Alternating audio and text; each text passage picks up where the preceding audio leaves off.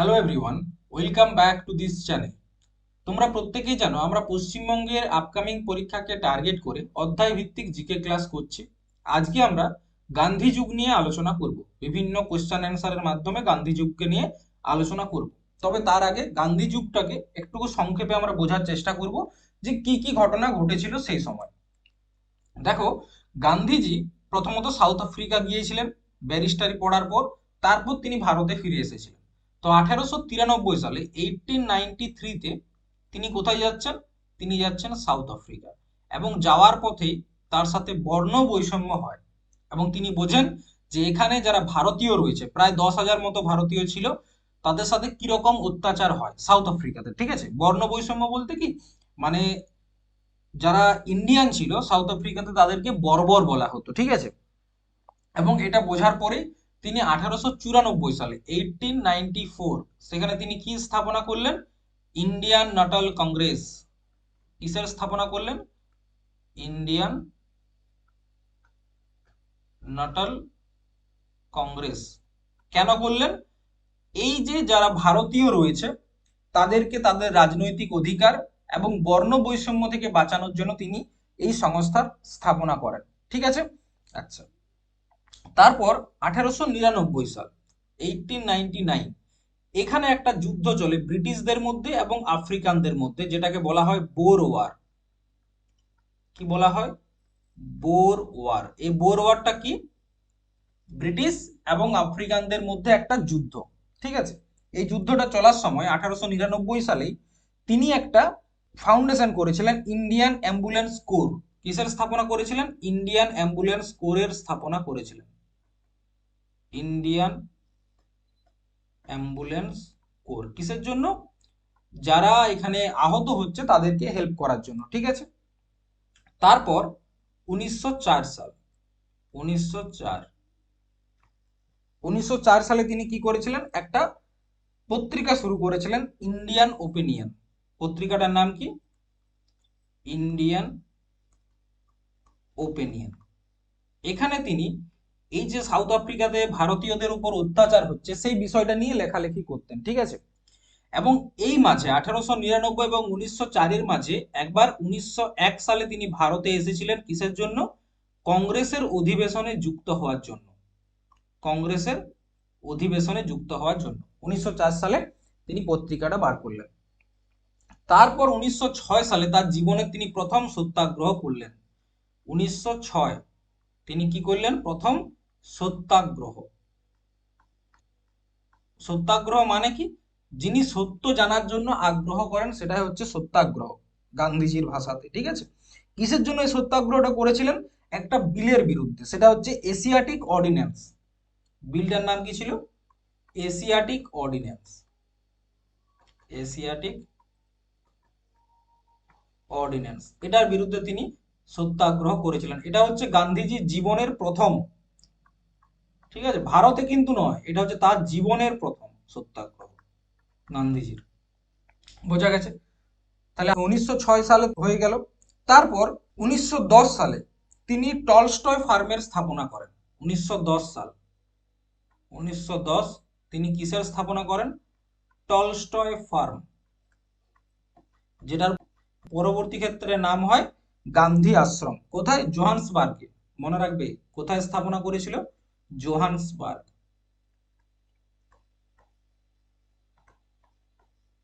ঠিক আছে, 1910 হয়ে গেল। তারপর কি ঘটনা ঘটলো? 1910-এর পর 1914 সালে, 1914 সালে তিনি পুরস্কার পেলেন কি? কাইজার এ হিন্দ উপাধিটা তিনি পেয়েছিলেন। কাইজার এ হিন্দ কিসের জন্য? এই যে বোর ওয়ারের সময় তিনি হেল্প করেছিলেন, তিনি ইন্ডিয়ান যে অ্যাম্বুলেন্স কোরের স্থাপনা করেছিলেন, সেই কারণে তাকে কাইজার এ হিন্দ উপাধিটা দেওয়া হয় 1914-তে। তারপর 1915 থেকে 1948 এই যে সময়টা, 1915 থেকে 1948 এই যে সময়টা, এটাকেই বলা হয় গান্ধী যুগ। এটাকে কি বলা হয়? গান্ধী যুগ। কারণ 1915 সালে তিনি কি করেন? ভারতে ফিরে আসেন। 1915 সালের 9ই জানুয়ারি, ঠিক আছে, 1915 সালের 9ই জানুয়ারি তিনি সাউথ আফ্রিকা থেকে ভারতে ফিরে আসেন। এই ডেটটা অত্যন্ত গুরুত্বপূর্ণ, কারণ এই দিনটাতে আমরা প্রবাসী ভারতীয় দিবস পালন করি। কি পালন করি? প্রবাসী ভারতীয় দিবস বা এনআরআই ডে পালন করে থাকি। এই দিনটাতে তিনি কি করেছেন? সাউথ আফ্রিকা থেকে ফিরে এসেছেন, সাউথ আফ্রিকা থেকে ইন্ডিয়াতে ফিরে এসেছেন। ডেটটা মনে রাখবে, হ্যাঁ। এবং তারপর তিনি একটা আশ্রম, সবরমতী আশ্রমের স্থাপনা করেন। সবরমতী আশ্রম আহমেদাবাদে স্থাপনা করেন। অনেক জায়গায় এটাকে সত্যাগ্রহ আশ্রম বলেও তোমরা হয়তো লেখা দেখতে পাবে। তারপর 1916 সাল, আচ্ছা 1915 সালে যখন তিনি ফিরে এলেন, এখানে তার যে পলিটিক্যাল গুরু, মনে রাখবে তার পলিটিক্যাল গুরু ছিল কে? গোপাল কৃষ্ণ গোখলে। তার সাথে তিনি দেখা করেন, গোপাল কৃষ্ণ গোখলে, তার সাথে তিনি দেখা করেন এবং গোপাল কৃষ্ণ গোখলে বলে যে ভারতীয় রাজনীতিতে ঢোকার আগে তুমি গোটা ভারতটাকে একবার ঘুরে দেখো, এখানকার মানুষ কিরকম, এখানকার কালচার কিরকম, এটাকে একটু ভালো করে বোঝো। তো তিনি সেটা শুনেছিলেন, ঠিক আছে। তারপর 1916 সালে, তারপর 1916 সালের যে লখনৌ অধিবেশন হয়, লখনৌ সেশন, সেখানে তিনি পার্টিসিপেট করেন, মানে সেখানে তিনি গিয়েছিলেন কংগ্রেসের এই লখনৌ অধিবেশনে, তিনি সেখানে গিয়েছিলেন এবং তার সাথে দেখা হয়েছিল রাজকুমার শুক্লার। এখানে তার সাথে কার দেখা হয়?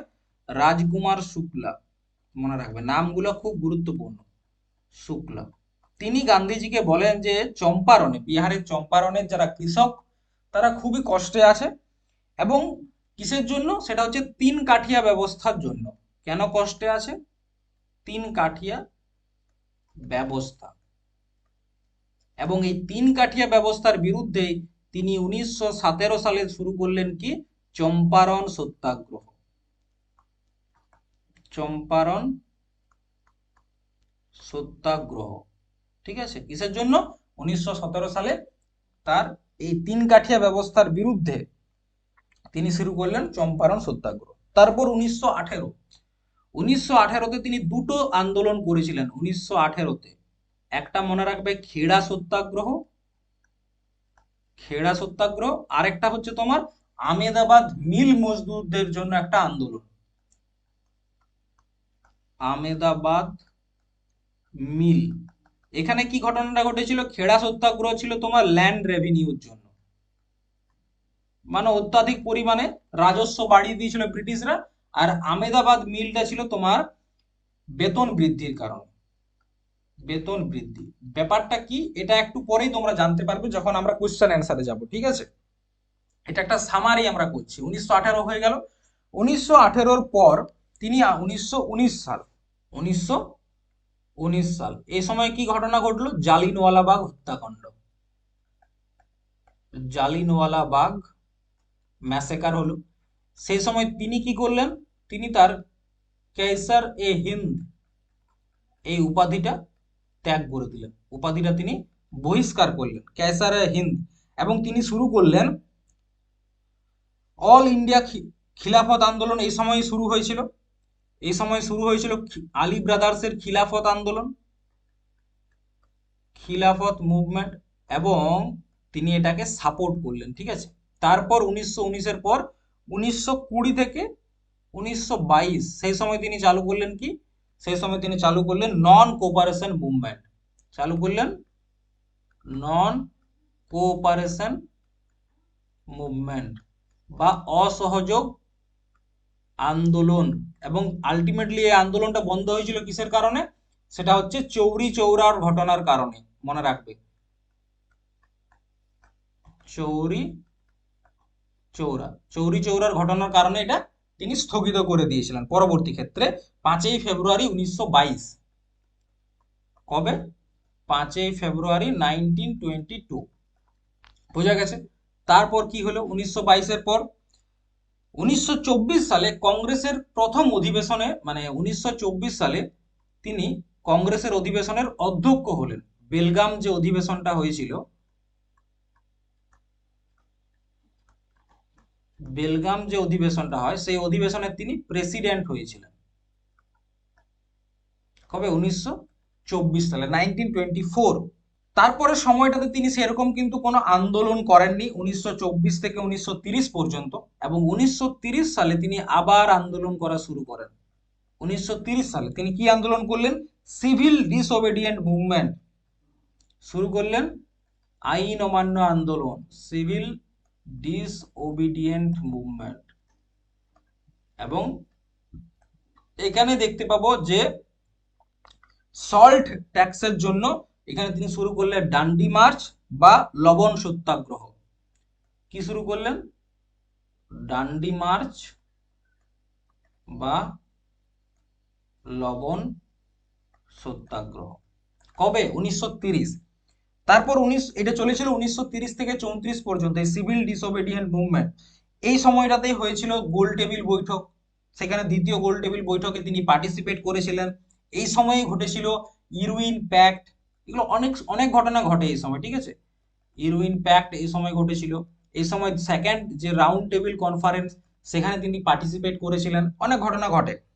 তারপর 1934 থেকে 1939, 1934 থেকে 39 তিনি অ্যাক্টিভ পলিটিক্স থেকে রিটায়ার করলেন। অ্যাক্টিভ পলিটিক্স থেকে রিটায়ার করলেন এবং তিনি একটা আশ্রমের স্থাপনা করলেন, সেবাগ্রাম, বা যেটাকে বলা হয় ওয়ার্দা আশ্রম। কি বলা হয়? ওয়ার্দা আশ্রম, ঠিক আছে। 1939 পর্যন্ত তিনি করলেন। 1940-41 সাল, 1941, এই সময় তিনি শুরু করলেন ইন্ডিভিজুয়াল সত্যাগ্রহ মুভমেন্ট। কি শুরু করলেন? ইন্ডিভিজুয়াল সত্যাগ্রহ মুভমেন্ট, ঠিক আছে, ইন্ডিভিজুয়াল সত্যাগ্রহ মুভমেন্ট। তারপর 1942 সালে, 1942-তে তিনি শুরু করলেন ভারত ছাড়ো আন্দোলন।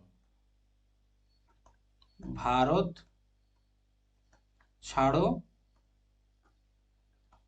আন্দোলন। এই সময় তিনি একটা স্লোগান দিলেন, ডু অর ডাই। কি দিলেন? Do or die. 1942 থেকে 44 কি চললো? ভারত ছাড়ো আন্দোলন। এই সময় গান্ধীজিকে ডিটেন করাও হয়েছিল। ডিটেন করে কোথায় রাখা হয়েছিল? আগা খান প্যালেসে। এখানে তাকে ডিটেন করে কোথায় রাখা হয়? আগা খান প্যালেস।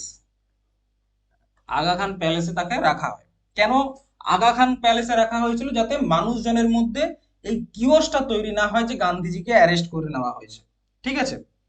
এবং তারপরেই জানো যে 1942-এর পর 1946 সালে আমরা জানতে পারি যে আমরা স্বাধীন হচ্ছি, এবং সেই সময় 1946-এ মুসলিম লীগ, 1946-এ মুসলিম লীগ কি শুরু করেছিল? Direct action day. Direct action day. এবং এই ডাইরেক্ট অ্যাকশন ডে প্রচুর মানুষ মারা গিয়েছিল, তোমরা জানো। সেই জন্য তিনি প্রথমে নোয়াখালী গিয়েছিলেন এই আন্দোলনটাকে থামানোর জন্য, তারপর কলকাতাতে এসেছিলেন, এবং তারপর 1947 সালে আমাদের কি এলো? পার্টিশন। 1947-এ আমাদের হলো পার্টিশন, ইন্ডিয়া পাকিস্তান। এবং আলটিমেটলি 1948 সালে, 1948-এ তিনি মারা গেলেন। তিনি কি মারা গিয়েছিলেন? তাকে খুন করা হয়েছিল। তা কে গুলি করেছিল? নাথুরাম গডসে। শট বাই নাথুরাম গডসে, ঠিক আছে। আচ্ছা, তাকে কোথায় হত্যা করা হয়েছিল? সেটা হচ্ছে বিড়লা হাউসে, মনে রাখ, বিড়লা হাউস, এখানে তাকে হত্যা করা হয়। এবং সেই সময় শেষ যে বাক্যটা তিনি বলেছিলেন সেটা হচ্ছে হে রাম। মনে রাখবে, পরীক্ষায় এটাও চলে আসে, শেষ কথা তিনি কি বলেছিলেন? হে রাম, ঠিক আছে। এই হচ্ছে তার একটা সামারি, তার জীবনকালটা যদি আমরা দেখি, একদম সাউথ আফ্রিকা থেকে আমাদের ইন্ডিয়াতে তার যে আন্দোলন, সমস্ত বিষয়টা রয়েছে একটা সামারি। চলো এরপর কোশ্চেন অ্যান্সারে যাওয়া যাক। প্রথম প্রশ্ন, কে মহাত্মা গান্ধীকে ব্রিটিশ ভারত ভ্রমণের পরামর্শ দিয়েছিল? রাসবিহারী বসু, সুরেন্দ্রনাথ বন্দ্যোপাধ্যায়, গোপাল কৃষ্ণ গোখলে, নাকি বাল গঙ্গাধর তিলক? তো এটা মনে রাখবে যে মহাত্মা গান্ধীকে ভারতে ঘোরার, আমি প্রথমেই বলে দিলাম, সেটা হচ্ছে গোপাল কৃষ্ণ গোখলে। কে দিয়েছিল? গোপাল কৃষ্ণ গোখলে। গোপাল কৃষ্ণ গোখলে কে? তিনি হচ্ছেন গান্ধীজির পলিটিক্যাল গুরু। ঠিক আছে, ঠিক আছে। আচ্ছা, এটা তিনি কখন উপদেশটা দিয়েছিলেন? 1915 সালে। 1915 সালে যখন তিনি ভারতে আসেন, তখন পণ্ডিত জওহরলাল নেহেরু গান্ধীজিকে নিয়ে একটা বক্তব্য বা একটা উক্তি প্রকাশ করেছিলেন, যেটাতে তিনি কি বলেছিলেন গান্ধীজিকে? যে বহু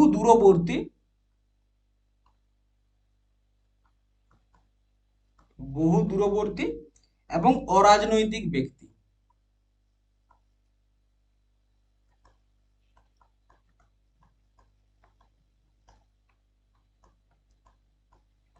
অরাজনৈতিক ব্যক্তি। আচ্ছা, রাসবিহারী বসু, তিনি 1942 সালে কিসের স্থাপনা করেছিলেন? India independence League.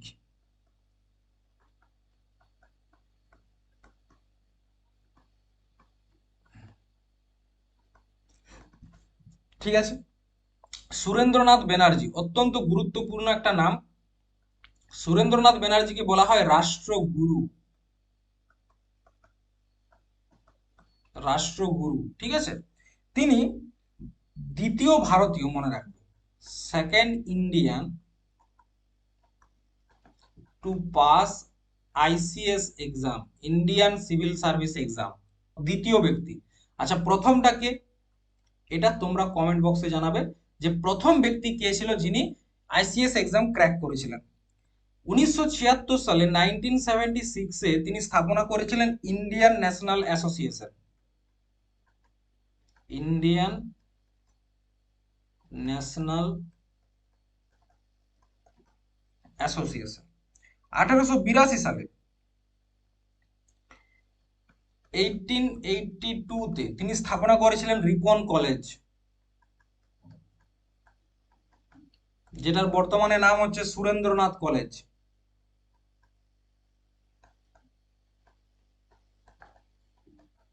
এবং 1879 সালে 1879-এ তিনি একটা পত্রিকাও প্রকাশ করেছিলেন, যেটার নাম হচ্ছে দ্য বেঙ্গলি। দ্য বেঙ্গলি, ঠিক আছে। আর বাল গঙ্গাধর তিলক, তোমরা তো জানোই, তার দুটা পত্রিকা ছিল।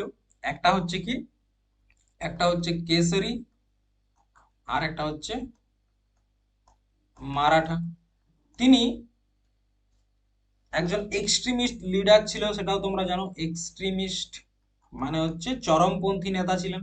তিনি শুরু করেছিলেন home rule movement. Home rule movement, ঠিক আছে। Home rule movement.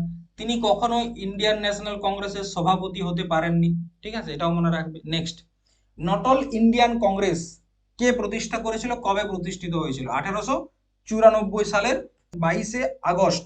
কিসের জন্য? একটু আগে বললাম, দক্ষিণ আফ্রিকায় ভারতীয়দের বিরুদ্ধে বর্ণ বৈষম্য এবং রাজনৈতিক অধিকার হরণের প্রতিবাদ করার জন্য তিনি এটা স্থাপনা করেছিলেন। ইন্ডিয়া ওপিনিয়ন পত্রিকার প্রথম সম্পাদক কে ছিল? মনসুখলাল হীরালাল নজর। কে ছিল? মনসুখলাল হীরালাল নজর। আচ্ছা, এটা স্থাপনা করেছিল কে? সেটা হচ্ছে মহাত্মা গান্ধী। এটা 4টে ভাষাতে প্রকাশিত হতো: গুজরাটি, হিন্দি, তামিল, ইংলিশ। 4টে ভাষা। কি কি? গুজরাটি, হিন্দি, তামিল এবং ইংরেজি। এই 4টে ভাষাতে প্রকাশিত হতো কি?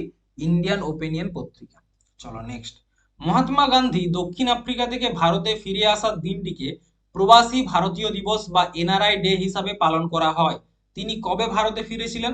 9ই জানুয়ারি 1915 সালে। এবং তিনি ফিরে এসে দুটো আন্দোলন করেছিলেন, তোমরা জানো। একটা 1917 সালে, আর 1918 সালে। 1917 সালে তিনি কি করলেন? চম্পারণ সত্যাগ্রহ।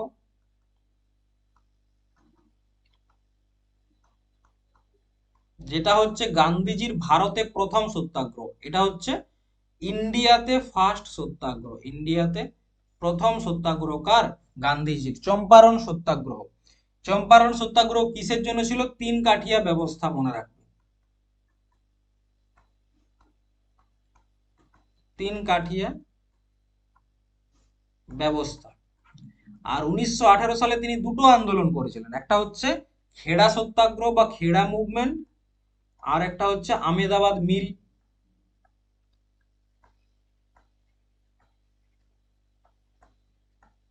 ঠিক আছে, আমেদাবাদ মিল সত্যাগ্রহতে অ্যাকচুয়ালি যারা মিল মজদুর ছিল তারা চাইছিল যে তাদের বেতনটা 50% বৃদ্ধি করা হোক, ঠিক আছে, প্লেগের কারণে। কিন্তু সেই সময় আমেদাবাদ মিলের যিনি ওনার ছিলেন আম্বালাল সারাভাই,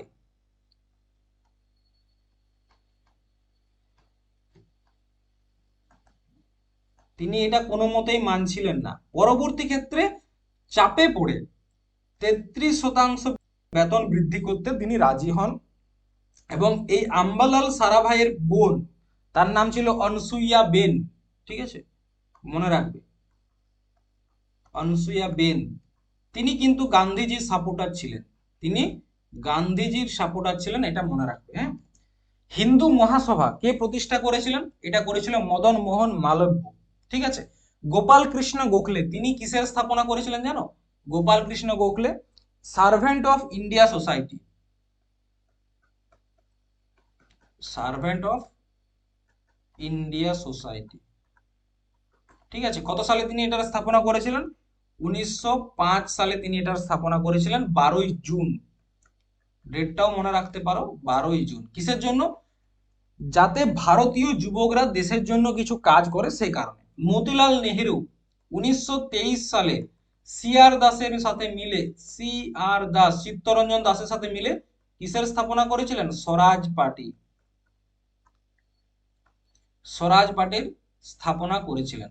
1928 সালে তিনি কি রিপোর্ট পেশ করেছিলেন? নেহেরু রিপোর্ট, নেহেরু রিপোর্ট, যেটাকে ভারতীয় সংবিধানের আদি খসড়া বলা যেতে পারে, মানে আমাদের যে সংবিধান রয়েছে তার আদি খসড়া বলা যেতে পারে। তিনি একটি পত্রিকা প্রকাশ করেছিলেন 1919 সালে, যেটার নাম ছিল কি? The independent, the independent. ঠিক আছে, তিনি এটা প্রকাশ করেছিলেন। আচ্ছা, স্বরাজ বলতে কি বোঝায়? সেটা হচ্ছে সেলফ রুল, সেলফ রুল, নিজেদেরকে নিজেরা শাসন করব, এটাই হচ্ছে স্বরাজ। ঠিক আছে, next, the story of my experiment with truth কার আত্মজীবনী? Subhas Chandra Bose, Mahatma Gandhi, Rashbehari Bose, Raja Rammohan Roy. The story of my experiment with truth, এটা মহাত্মা গান্ধীর। সুভাষচন্দ্র বসুর একটা আনফিনিশড অটোবায়োগ্রাফি রয়েছে, যেটার নাম হচ্ছে অ্যান ইন্ডিয়ান পিলিগ্রিম, মনে রাখ, ইন্ডিয়ান পিলিগ্রিম। ঠিক আছে, চলো নেক্সট। মহাত্মা গান্ধী হিন্দ স্বরাজ কোন সময়ে লিখেছিলেন? সবরমতী আশ্রম প্রতিষ্ঠার সময়, ইংল্যান্ড থেকে দক্ষিণ আফ্রিকায় জাহাজ ভ্রমণের সময়, দক্ষিণ আফ্রিকা থেকে ভারতে আসার সময়, নাকি আইন অমান্য আন্দোলনের সময়? তো হিন্দ স্বরাজ তিনি এটা লিখেছিলেন ইংল্যান্ড থেকে যখন সাউথ আফ্রিকা যাচ্ছিলেন, ঠিক আছে, সেই সময় তিনি লিখেছিলেন। সময় লেগেছিল 10 দিন। এবং মনে রাখবে, এটা তিনি তার দু হাতটা দিয়ে লিখেছিলেন, মানে একটা হাতে লিখতে লিখতে যখন ব্যথা হয়েছিল অন্য হাত দিয়েও লিখেছিলেন। চম্পারণ সত্যাগ্রহ মূলত কোন প্রথার বিরুদ্ধে হয়েছিল? বারবার বললাম, 3 কাঠিয়া ব্যবস্থা, মানে 20 ভাগের 3 ভাগ, এটাতে নীল চাষ করতে হতো, এটা হচ্ছে 3 কাঠিয়া ব্যবস্থা। এখানে গান্ধীজিকে যারা যারা হেল্প করেছিল, মনে রাখবে, চম্পারণ সত্যাগ্রহে যে গান্ধীজি একা করেছিল তা তো কিন্তু নয়, তার সাথে অনেকজন ছিল, যেমন ব্রজকিশোর প্রসাদ, নামগুলো মনে রাখবে, ঠিক আছে, ব্রজকিশোর প্রসাদ। আর কে ছিল? রাজেন্দ্র প্রসাদ, ডক্টর রাজেন্দ্র প্রসাদ। ঠিক আছে, মজরুল হক,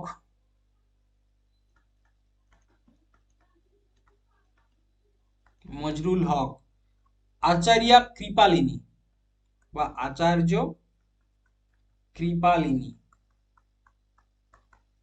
এবং তার সাথে ছিলেন মহাদেব দেশাই, মহাদেব দেশাই। চম্পারণ সত্যাগ্রহে যারা গান্ধীজিকে হেল্প করেছিল। ঠিক আছে, আচ্ছা, এখান থেকে যদি প্রশ্ন আসে, মহলওয়াড়ি ব্যবস্থা, মহলওয়াড়ি ব্যবস্থা, এই যে মহলওয়াড়ি ব্যবস্থা, এটা শুরু হয়েছিল কবে? 1882 তে। কে করেছিল শুরু?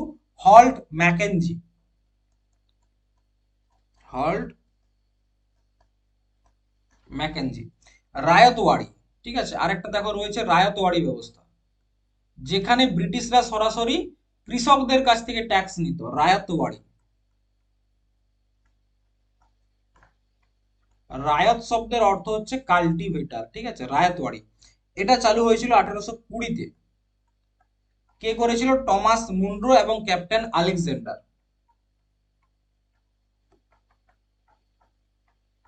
মুনরো এবং ক্যাপ্টেন আলেকজান্ডার। আরেকটা আমরা দেখতে পাই চিরস্থায়ী বন্দোবস্ত বা পার্মানেন্ট সেটেলমেন্ট। পার্মানেন্ট সেটেলমেন্ট, এটা চালু করেছিল কে? এটা চালু করেছিল তোমার কর্নওয়ালিস। কত সালে? 1793 সালে। এবং এখানে তিনি একটা রুল নিয়ে এসেছিলেন, সানসেট রুল, মানে একটা নির্দিষ্ট দিনে সূর্য ডোবার আগে ইংরেজদেরকে ট্যাক্স দিতে হবে, এটা হচ্ছে সানসেট রুল। নেক্সট, মহাত্মা গান্ধীকে চম্পারণ সত্যাগ্রহের জন্য কে আমন্ত্রণ জানিয়েছিল? রাজকুমার শুক্লা, একটু আগে বললাম। আহমেদাবাদ মিল ধর্মঘট কত সালে হয়েছিল? 1918 সালে হয়েছিল। এখানে গান্ধীজির সাথে সাপোর্ট করেছিল কে? মিল ওনারের বোন, আম্বালাল সারাভাইয়ের বোন আনসুইয়া বেন, ঠিক আছে।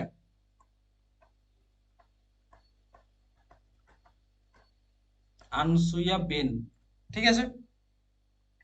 আচ্ছা, নেক্সট, নিম্নের কোনটি সঠিক? খেড়া সত্যাগ্রহ, খেড়া সত্যাগ্রহ কবে হয়েছিল? 1918, এটা ঠিক আছে। খিলাফত আন্দোলন, এটা কিন্তু 1919 থেকে 1924, 1919 থেকে 1924, তার মানে এটা গেল ভুল। স্বরাজ পার্টি 1923, আর একা আন্দোলন এটা হয়েছিল 1921-এ। কোথায়? অবধ, অবধে। এটা কি আন্দোলন ছিল? কৃষক আন্দোলন। তাহলে উত্তর হবে কোনটা? সেটা হচ্ছে খেড়া সত্যাগ্রহ। খেড়া সত্যাগ্রহে মহাত্মা গান্ধীর প্রধান সহযোগী, খেড়া সত্যাগ্রহে সেটা ছিল কে? সর্দার বল্লভভাই প্যাটেল এবং ইন্দুলাল যাজ্ঞিক। তার সাথে কে ছিল? ইন্দুলাল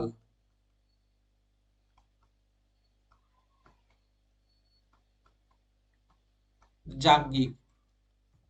মন্টেগু চেমসফোর্ড সংস্কার আইন ভারতে কত সালে চালু হয়েছিল? মন্টেগু চেমসফোর্ড সংস্কার, বলো কত সালে চালু হয়েছিল মন্টেগু চেমসফোর্ড সংস্কার? সেটা হচ্ছে 1919। আচ্ছা, এই 1919 সময়ে আমাদের একটা গুরুত্বপূর্ণ ঘটনা ঘটে, মনে রাখবে, সেটা হচ্ছে জালিনওয়ালাবাগ হত্যাকাণ্ড। কি ঘটেছিল? জালিনওয়ালাবাগ ম্যাসেকার। এটার জন্যই রবীন্দ্রনাথ ঠাকুর তার যে নাইটহুড উপাধি রয়েছে সেটা তিনি ত্যাগ করেছিলেন। কিসের জন্য? জালিনওয়ালাবাগ হত্যাকাণ্ড। কবে ঘটেছিল? 13 এপ্রিল 1919, 13 এপ্রিল 1919, 19 এপ্রিল, যেটার জন্য ব্রিটিশরা এখনো কিন্তু ক্ষমা চায়নি। কেন হয়েছিল এই ম্যাসেকারটা? দেখো, এই সময় দুজন কংগ্রেসের লিডার, একজনকার নাম হচ্ছে ডক্টর সাইফুদ্দিন, আরেকজনকে সত্যপাল, ঠিক আছে, ডক্টর সাইফুদ্দিন এবং সত্যপাল, এদেরকে অ্যারেস্ট করে ব্রিটিশ সরকার। তো এটার প্রতিবাদেই একটা পাবলিক মিটিং হয়েছিল 13 এপ্রিল 1919 অমৃতসরের জালিনওয়ালাবাগে, এবং সেখানেই জেনারেল আর ডায়ার গুলি বর্ষণ করে এবং নৃশংসভাবে সেখানকার ভারতীয়দেরকে হত্যা করে। কে করেছিল? আর ডায়ার। এবং এই অর্ডারটা উপর থেকে কে দিয়েছিল? ও ডায়ার। এবং এই ও ডায়ারকেই পরবর্তী ক্ষেত্রে দেখবে সর্দার উধম সিং লন্ডনে যেয়ে পরে গুলি করে আসছে ও ডায়ারকে। কোন ভাইসরয়ের আমলে জালিনওয়ালাবাগ হত্যাকাণ্ড হয়েছিল? কোন ভাইসরয়ের আমলে? সেটা হচ্ছে তোমার লর্ড চেমসফোর্ড, ঠিক আছে। এই যে বললাম না ও ডায়ার, এ ছিল তখন পাঞ্জাবের গভর্নর। একে তোমার শট ডাউন করবে সর্দার উধম সিং, ঠিক আছে। কোথায়? 1940 সালে, 1940 সালে হত্যা করবে, ঠিক আছে। দেখো, 1919 সালে হচ্ছে, তখন উধম সিং ছোট, সেই যে মনের রাগটা 1940 পর্যন্ত পুষে রেখেছিল এবং 1940-এ লন্ডনে গিয়ে ও ডায়ারকে গুলি করেছিল। রাওলাট আইন বা রৌলাট সত্যাগ্রহকে ব্ল্যাক অ্যাক্ট বলে অভিহিত করেছিলেন কে? এটা এসেছিল কবে? এটা এসেছিল 1919 সালে। ঠিক আছে, রুল অ্যাক্ট আইন এসেছিল 1919 সালে। কে নিয়ে এসেছিল? Lord Chelmsford. লর্ড চেমসফোর্ড নিয়ে এসেছিল, এবং এটাকে মহাত্মা গান্ধী বলেছিলেন কি? ব্ল্যাক আইন বা কালা কানুন। ঠিক আছে, নিম্নের কোন ঘটনার জন্য মহাত্মা গান্ধী কাইজার এ হিন্দ উপাধি ও পদক প্রত্যাহার করেছিলেন? সেটা হচ্ছে জালিয়ানওয়ালাবাগের হত্যাকাণ্ড, এটার জন্য তিনি করেছিলেন। জালিয়ানওয়ালাবাগ হত্যাকাণ্ডের তদন্তের জন্য কোন কমিশন? সেটা হচ্ছে হান্টার কমিশনের স্থাপনা করা হয়। কিসের স্থাপনা করা হয়েছিল? হান্টার কমিশনের স্থাপনা করা হয়েছিল। নেক্সট, উধম সিং জালিয়ানওয়ালাবাগ হত্যাকাণ্ডের প্রতিশোধ নিতে কাকে হত্যা করেছিল? ও ডায়ারকে, মাইকেল ও ডায়ারকে 1940 সালে, 1940-তে। ঠিক আছে, নেক্সট, গান্ধীজির প্রথম গণ আন্দোলন সেটা হচ্ছে কি? সেটা হচ্ছে অসহযোগ আন্দোলন। প্রথম গণ আন্দোলন হচ্ছে অসহযোগ আন্দোলন, যেটা 1920-তে তিনি শুরু করেছিলেন। 1920-তে তিনি স্টার্ট করেন, 1922 পর্যন্ত এটা চলেছিল। আচ্ছা, এই যে অসহযোগ আন্দোলন, এখানে তিনি কি বলেছিলেন? যে স্বরাজ ইজ দ্য আলটিমেট এম। তিনি কি বলেছিলেন? স্বরাজ ইজ দ্য আলটিমেট এম। কে বলেছিলেন? সেটা বলেছিলেন গান্ধীজি। স্বরাজ ইজ দ্য আলটিমেট। সে সময় তিনি কি বলেছিলেন? এই সময় তিনি তার যে টাইটেল, যে অনার, সেগুলো তিনি ত্যাগ করেছিলেন। তাছাড়া ব্রিটিশ সরকারের কোনো ফাংশনে জয়েন করতে তিনি বয়কট করেছিলেন। ব্রিটিশ কোর্টের কোনো ভারতীয়দেরকে যেতে বয়কট করেছিলেন। ঠিক আছে, পাবলিক গ্যাদারিং যেগুলো ব্রিটিশদের জন্য, সেগুলো সমস্ত কিছু তিনি ব্যান করে দিয়েছিলেন এই অসহযোগ আন্দোলন, মানে কোনো রকম হেল্প না করা। ঠিক আছে, এবং ব্রিটিশদের যে শিক্ষা, সেই শিক্ষাটাকেও তিনি বয়কট করেছিলেন। এবং এই যে শিক্ষা বয়কট, এটা কিন্তু বিশাল মাত্রায় চলেছিল। যেমন পাঞ্জাবে যেমন লালা লাজপত রায়, তার আন্ডারে। তাছাড়া বিভিন্ন যেমন লয়ার যেমন ছিল মতিলাল নেহেরু, সিআর দাস, গোপালাচারী, সাইফুদ্দিন, বল্লভভাই প্যাটেল, অরুণা আসাফ আলী, প্রত্যেকে এটাতে কিন্তু পার্টিসিপেট করেছিল। পরবর্তী ক্ষেত্রে দেখব যে উত্তরপ্রদেশের গোরখপুর, ঠিক আছে, উত্তরপ্রদেশের গোরখপুর, এখানে একটা পুলিশ স্টেশনের ওপর হামলা করা হয়। কবে? 5ই ফেব্রুয়ারি 1922, যেটাকে আমরা বলি চৌরি চৌরার ঘটনা। চৌরি চৌরার ঘটনা। এই ঘটনার প্রতিবাদে, কারণ গান্ধীজি চেয়েছিলেন কোনো রকম হিংসা না করতে, তিনি অহিংসায় বিশ্বাসী ছিলেন। তো তখন তিনি কি করলেন? যে এই যে আন্দোলন, এটাকে প্রত্যাহার করে নিলেন। যদিও এই প্রত্যাহার থেকে প্রচুর মানুষ বিক্ষুব্ধ হয়েছিল গান্ধীজির উপর, এবং এই সময় অনেক নেতা কংগ্রেসকে ছেড়ে বেরিয়ে গিয়েছিলেন। যেমন 1923 সালেই আমরা দেখব যে সিআর দাস এবং মতিলাল নেহেরু তারা একটা আলাদা কি করছেন? সংস্থার স্থাপনা করছেন, যেটার নাম হচ্ছে স্বরাজ পার্টি। কিসের জন্য? এই যে আন্দোলনটা তুলে নিলেন, সেই কারণে স্বরাজ পার্টি স্থাপনা হয়। আচ্ছা, ভারত ছাড়ো আন্দোলন, ঠিক আছে, ভারত ছাড়ো আন্দোলন কবে শুরু হয়েছে? আমরা জানি, একটু আগে আলোচনা করলাম যে 1942 সালে ভারত ছাড়ো আন্দোলনটা শুরু হচ্ছে, নাকি? Quit India movement 1942। এবং এই সময়ে মুম্বাইয়ের একটা গোয়ালিয়র ট্যাঙ্ক বলে জায়গা রয়েছে, সেখানে গান্ধীজি প্রথমবার তার যে স্লোগান, বিখ্যাত স্লোগান ডু অর ডাই, সেটা তিনি বলেছিলেন। ঠিক আছে, নেক্সট, একা আন্দোলনের প্রধান নেতা সেটা ছিল মাদারি পাসি, একা আন্দোলনের প্রধান নেতা। কোন ঘটনার জন্য অসহযোগ আন্দোলন প্রত্যাহার করা হয়? সেটা হচ্ছে চৌরি চৌরার ঘটনার কারণে। কোন ঘটনার পর বল্লভভাই প্যাটেল সর্দার? সেটা হচ্ছে বারদৌলি সত্যাগ্রহ। কোনটার জন্য তিনি পেয়েছিলেন? সেটা হচ্ছে বারদৌলি সত্যাগ্রহের পর তাকে এই উপাধিটা দেওয়া হয়েছিল। ঠিক আছে, চলো। অসহযোগ আন্দোলন প্রত্যাহারের পর মহাত্মা গান্ধীকে কত সালে গ্রেপ্তার করা হয়? সেটা হচ্ছে 1922 সালেই তাকে গ্রেপ্তার করা হয়েছিল।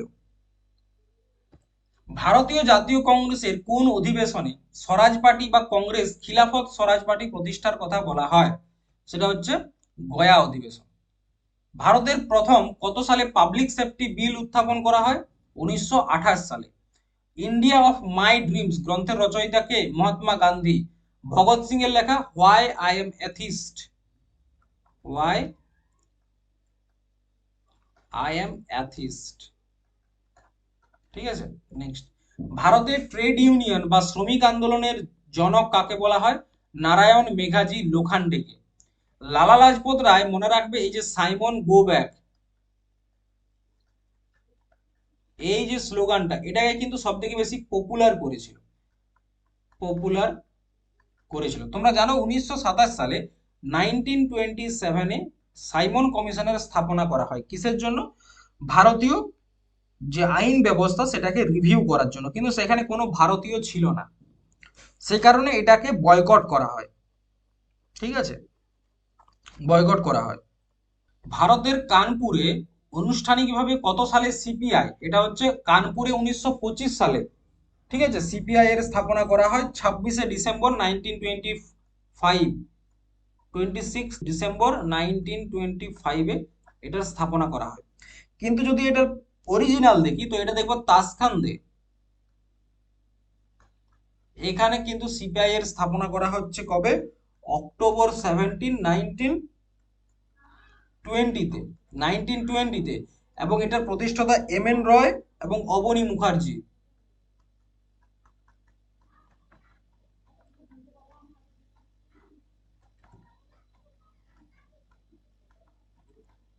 ঠিক আছে, অবনী মুখার্জি। কাকোরি ষড়যন্ত্র মামলা নিম্নের কাদের ফাঁসি দেওয়া হয়েছিল? কাকোরি ষড়যন্ত্র মামলা, রামপ্রসাদ বিসমিল, রাজেন্দ্র লাহিড়ী এবং আশফাকুল্লাহ খান। এরা কারা ছিল? এরা হিন্দুস্তান সোশ্যালিস্ট রিপাবলিকান অ্যাসোসিয়েশনের মেম্বার ছিল। Hindustan socialist Republican association. ঠিক আছে, এটা একটা ট্রেন ডাকাতির মামলা। সাইমন কমিশন কত সালে গঠিত হয়েছিল? এখনই বললাম, সাইমন কমিশন গঠিত হয়েছিল 1927 সালে। ঠিক আছে, কিসের জন্য তৈরি হয়েছিল? সেটা হচ্ছে যে চেমসফোর্ড অ্যাক্ট, 1919 সালের যে চেমসফোর্ড অ্যাক্ট, সেই চেমসফোর্ডের অ্যাক্টের যে ডায়ার্কি সিস্টেম, সেটা কিরকম ভাবে কাজ করছে, এবং ভারতের একটা সংবিধান তৈরি করার জন্য তারা একটা এটাকে তৈরি করা হয়েছিল। কিন্তু এখানে কোন রকম ভারতীয় ছিল না, তার জন্য ভারতীয় নেতারা এটাকে কি একটা ইনসাল্ট বলে ধরে নিয়েছিল, সে কারণে তারা প্রত্যাহার করে। পরবর্তী ক্ষেত্রে যখন এটাকে প্রত্যাহার করা হয়, সেই সময় লর্ড বার্কিন হেড, ঠিক আছে, মনে রাখবে বার্কিন হেড, তিনি বলেন যে ঠিক আছে বাবু, তোমরা তো মানলে না সাইমন কমিশন, চলো তোমরাই এমন একটা খসড়া তৈরি করো সংবিধানের যেটা সমস্ত দল মেনে নেবে। তখন মনে রাখবে মতিলাল নেহেরু 1928 সালে, মতিলাল নেহেরু এবং তার সাথে তেজ বাহাদুর সাপরু, তেজ বাহাদুর সাপরু, এই দুজন মিলে একটা রিপোর্ট পেশ করেছিল যেটাকে বলা হয় নেহেরু রিপোর্ট। এই রিপোর্টটাকে জিন্না কিন্তু মানেনি, তখন জিন্না 14 পয়েন্টের একটা রিপোর্ট পাবলিশ করেছিল, যেটাকে আমাদের মনে রাখার দরকার নেই, যেটাকে বলা হয় 14 পয়েন্ট অফ জিন্না। ঠিক আছে, এটাকে আমাদের মনে রাখার দরকার নেই, যেমন ভাবে তোমাকে তোমার এক্স মনে রাখা নেই, তুমিও এই জিন্নার 14টা পয়েন্ট মনে রাখার কোনো প্রয়োজন নেই। ঠিক আছে, যখন এই নেহরু রিপোর্টকে মানলো নাই, তখন 1929 সালে 1929-এ কংগ্রেসের যে অধিবেশন হয়েছিল লাহোরে, ঠিক আছে, 1919-এর ডিসেম্বর, লাহোর অধিবেশন, এখানে কি করা হয়? পূর্ণ স্বরাজের দাবি করা হয়, পূর্ণ স্বরাজ। এবং 26 জানুয়ারি 1930-তে প্রথম ভারতের স্বাধীনতা দিবস পালন করা হয়, 26 জানুয়ারি 1930 সালে। ঠিক আছে, প্রথম সাইমন গো ব্যাক স্লোগানটি কে দিয়েছিল? ইউসুফ মেহর আলী। কিন্তু এটাকে মানে সব থেকে বেশি পপুলার করেছিল কে? সেটা হচ্ছে লালা লাজপত রায়। কংগ্রেসের কোন অধিবেশনে সাইমন কমিশনের বয়কটের ডাক দেওয়া হয়? সেটা 1927-এর মাদ্রাজ অধিবেশন। সাইমন কমিশনের বিরোধিতার জবাবে কোন গভর্নর জেনারেলের আমলে নেহেরু রিপোর্ট? সেটা হচ্ছে আরউইন। ঠিক আছে, কত সালে কংগ্রেসের অধিবেশন পূর্ণ স্বরাজ? 1929। কে মহাত্মা গান্ধীকে লবণ অভিযানের প্রতিবাদ শুধু পুরুষদের মধ্যে নয় নারীদের মধ্যেও সমানভাবে যুক্ত করার রাজি করিয়েছিলেন? সেটা হচ্ছে কমলা দেবী চট্টোপাধ্যায়। এবং আমরা এখানে দেখব যে ডান্ডি মার্চে প্রচুর পরিমাণে নারী বা মহিলারা কিন্তু পার্টিসিপেট করছে। ডান্ডি মার্চ কখন হয়েছিল? 1930 সালে, 1930-তে। লবণ ট্যাক্সের বিরোধিতাতে তিনি এটা করেছিলেন। ঠিক আছে। লবণ সত্যাগ্রহ ভেঙে কোন আন্দোলন শুরু করা হয়েছিল? লবণ সত্যাগ্রহ সেটা হচ্ছে আইন অমান্য আন্দোলন শুরু করা হয়েছিল, আইন অমান্য আন্দোলন। ঠিক আছে। নেক্সট, ভারতের প্রথম স্বাধীনতা দিবস 26শে জানুয়ারি 1930, এখনই বললাম। গান্ধী আরউইন চুক্তি অনুমোদন করা হয়েছিল কোন অধিবেশনে? গান্ধী ইরউইন প্যাক্ট, এটা অনুমোদন করা হয়েছিল 1931 সালের করাচি অধিবেশনে। আচ্ছা, এই অধিবেশনের সময় যে ভারত নৌজওয়ান সভা রয়েছে, ভারত নৌজওয়ান সভা, এই সভার যারা মেম্বার ছিল এই অধিবেশনের সময় মহাত্মা গান্ধীকে ব্ল্যাক ফ্ল্যাগ দেখিয়েছিল। ঠিক আছে। এবং গান্ধী ইরউইনের প্যাক্টকে নিয়ে জওহরলাল নেহেরু একটা উক্তি দিয়েছিলেন। কে দিয়েছিলেন? জওহরলাল নেহেরু। মনে রাখবে, সেটাকে বলা হয় this is the way the world ends, not with a bang but a whimper. ঠিক আছে, এই লাইনটা মনে রাখবে, this is the way, this is the way the world ends, the world ends not with a bank,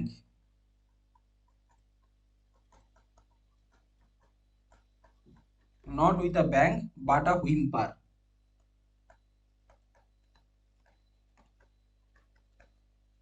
ঠিক আছে, এটা কখন দিয়েছিলেন? Gandhi Irwin pact. Gandhi Irwin pact হয়েছিল 5ই মার্চ 1931, 5ই মার্চ 1931। এই সময় গান্ধীজি বলেছিল যারা পলিটিক্যাল লিডার রয়েছে তাদেরকে যেমন ফ্রি করে দেওয়া হয়। ঠিক আছে। নেক্সট, গান্ধী আরউইন চুক্তির পর মহাত্মা গান্ধী কোন গোলটেবিল বৈঠকে যুক্ত করেছিলেন? সেটা হচ্ছে দ্বিতীয় গোলটেবিল বৈঠক। ঠিক আছে, সেই সময় ভাইসরয় লর্ড উইলিংটন। ঠিক আছে, এবং প্রাইম মিনিস্টার কে ছিল? ম্যাক্সে র্যামডোনাল্ড। প্রাইম মিনিস্টার কে ছিল? রামসে ম্যাকডোনাল্ড।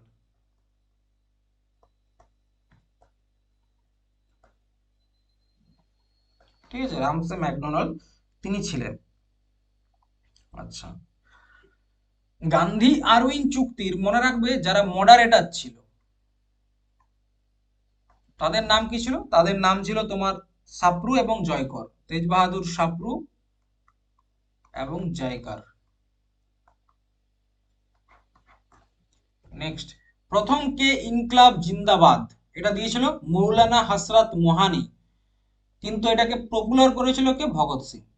মহাত্মা গান্ধী কোথা থেকে ডান্ডি পদযাত্রা শুরু করেছিল? সেটা হচ্ছে সবরমতী আশ্রম থেকে ডান্ডি পর্যন্ত। এটা একটা গুজরাটের যে নবসারি ডিস্ট্রিক্ট রয়েছে সেখানে। তামিলনাড়ুতে লবণ সত্যাগ্রহ আন্দোলনের সময় চক্রবর্তী রাজা গোপালাচারী সাউথ ইন্ডিয়াতে। লাল কুর্তা বা খুদাই খিদমতগার খান আব্দুল গফফর খান। মহাত্মা গান্ধীর সঙ্গে কার পুনা চুক্তি হয়েছিল? ডক্টর বি আর আম্বেদকরের। কারণ কি? দ্বিতীয় গোলটেবিল বৈঠকে আমরা কি দেখতে পাবো? যে দলিতদের জন্য আলাদা মানে রিপ্রেজেন্টেশন দিচ্ছে। ঠিক আছে, দলিতদের জন্য, যেটাকে বলা হয় কমিউনাল অ্যাওয়ার্ড, কমিউনাল অ্যাওয়ার্ড। তো এটার প্রতিবাদে গান্ধীজি কিন্তু অনশন করেছিল। ঠিক আছে, অনশন করে দিয়েছিল। তখন গান্ধীজি এবং বি আর আম্বেদকরের মধ্যে কি হয়? যে একটা প্যাক্ট হয়। গান্ধীজি বলে দেখো তুমি রিজার্ভেশন নিয়ে নাও, আলাদা ইলেকশনের এরিয়া নেওয়ার কি দরকার, কারণ সেটা পরবর্তী ক্ষেত্রে একটা বিভাজনের সৃষ্টি হতে পারে। ঠিক আছে। কবে হয়েছিল? 1932 সালের 24শে সেপ্টেম্বর, 1932, 24 সেপ্টেম্বর।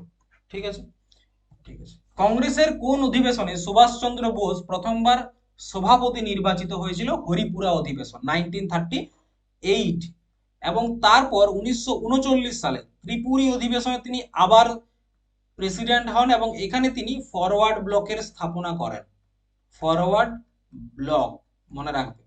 এবং এখানেই প্রথম প্ল্যানিং কমিশনের স্থাপনা হয় বা প্ল্যানিং কমিটি, যেটার হেড ছিল কে? জওহরলাল নেহেরু। নেক্সট, ভারতীয় জাতীয় কংগ্রেসের প্রথম গ্রামীণ অধিবেশন সেটা হচ্ছে ফেজপুর। প্রথম গ্রামীণ অধিবেশন খুব গুরুত্বপূর্ণ। হ্যাঁ, আচ্ছা, অধিবেশন সম্পর্কে ইন্ডিয়ান ন্যাশনাল কংগ্রেসের যে অধিবেশনগুলো রয়েছে প্রত্যেকটা অধিবেশন থেকে একটা মানে বিরাট গুরুত্বপূর্ণ একটা বিষয়, এখান থেকে প্রচুর কোশ্চেন তোমরা পাবে। তো এটার একটা সেপারেট ক্লাস তোমরা চাও কি চাও না আমাকে একটু কমেন্ট করবে। তোমরা যদি বলো যে হ্যাঁ এটার জন্য একটা সেপারেট ক্লাস দিন, তাহলে দেবো, কমেন্ট করে জানাবে, ঠিক আছে। নেক্সট, ইন্ডিয়া ইন্ডিপেন্ডেন্স লিগ, আগে বলেছি রাসবিহারী বসু। 1942 সালে ভারত ছাড়ো আন্দোলনে ভারতের একমাত্র কোন স্বাধীনতা সংগ্রামীকে ফাঁসি দেওয়া হয়েছিল? সেটা হচ্ছে কুশল কুমারকে ফাঁসি দেওয়া হয়েছিল। নেক্সট, ইন্ডিয়ান ন্যাশনাল আর্মি এটা প্রতিষ্ঠা করেছিল কে? মোহন সিং। করেঙ্গে ইয়া মরেঙ্গে এটা কে বলেছিল? ডু অর ডাই গান্ধীজি কখন? ভারত ছাড়ো আন্দোলনের সময় বলেছিল। তো এই হচ্ছে আমাদের আজকের ক্লাস। আচ্ছা, ক্লাসের শেষে কংগ্রেসকে নিয়ে জিন্নার একটা ইন্ডিয়ান ন্যাশনাল কংগ্রেসকে নিয়ে জিন্নার একটা উক্তি রয়েছে, ঠিক আছে? কার? জিন্না। এটা মনে রাখবে। সেটা হচ্ছে কি, যে Congress was drunk with power and was oppressive against Muslim. কে বলেছিল এটা? এটা খুব ভালো করে মনে রাখবে, কংগ্রেসের এই কোশ্চেনটা আসে। সেটা হচ্ছে কি, কংগ্রেস ওয়াজ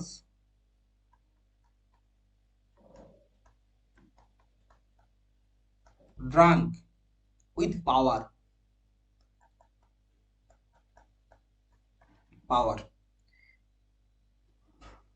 and was oppressive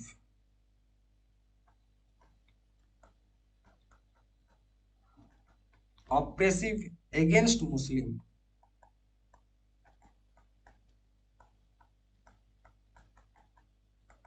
against Muslim, এটা কে বলেছিল? জিন্না বলেছিল, ঠিক আছে। এবং এখানে আরেকটা জিনিস মনে রাখবে যে 1935 সালে 1935-এ আমাদের কাছে একটা অ্যাক্ট এসেছিল যেটাকে বলি গভর্নমেন্ট অফ ইন্ডিয়া অ্যাক্ট। এই অ্যাক্টে প্রচুর ঘটনা ঘটে এবং এই অ্যাক্টকে জওহরলাল নেহেরু কংগ্রেসের তরফে একটা উক্তি প্রকাশ করেছিল। সেটা বলেছিল কি, it was a new charter of bondage. It was a new charter of bondage. কে বলেছিল? জওহরলাল নেহেরু বলেছিল, ঠিক আছে। তো চলো আজকে এই পর্যন্তই থাক। পরের দিন অন্য একটা ক্লাসে আরো অন্য একটা টপিক নিয়ে আলোচনা করব। যদি তোমরা কংগ্রেসের অধিবেশনগুলো নিয়ে একটা আলাদা ক্লাস চাও, তাহলে তোমরা অবশ্যই কমেন্ট